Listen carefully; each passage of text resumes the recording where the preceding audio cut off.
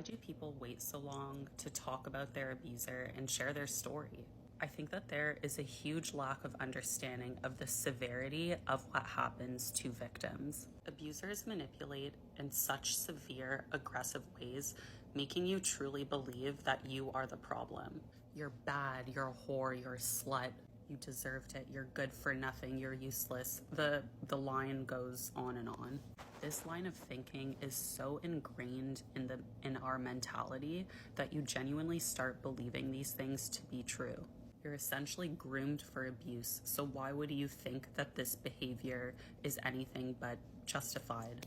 Why would you think that what was done to you was wrong when you truly believe at your core you are wrong? You don't know what you don't know, and you don't understand what you don't understand, especially when those that were supposed to lead and guide you only led you astray. Just think of how in school you're taught this is the specific way, this is the why, this is the how, and there is no alternate way of thinking. This is what you must believe.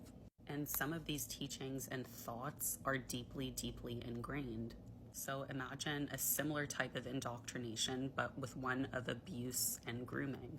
And that's why it can take years, sometimes decades, for people to tell their story, to share their truth, to untangle the web of lies and bullshit to get their justice. Sometimes it can be hard, if not impossible, to even be honest with ourselves about what happened.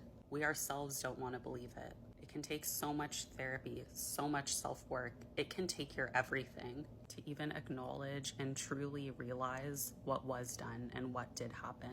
And this is why victim blaming is so wrong. Victims more often than not, do not even fully grasp the severity of what happened to them, or even understand why it's happening, or that they even are a victim.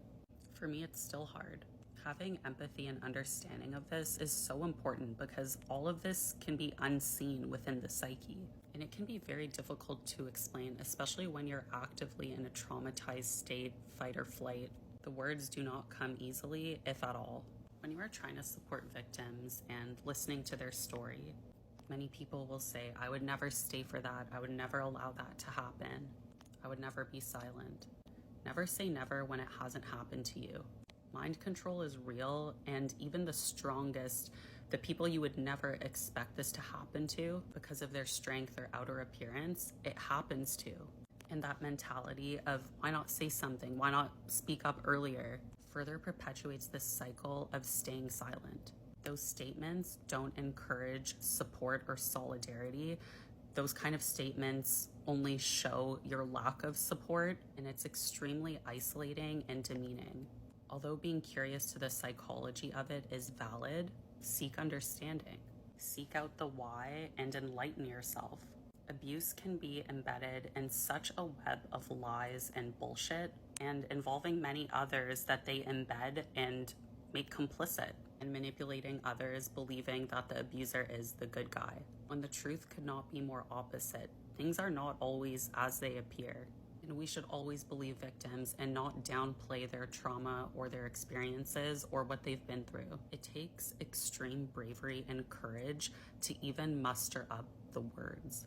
It can feel like you're about to open the door to a very deep, dark, scary cave that you wish never existed.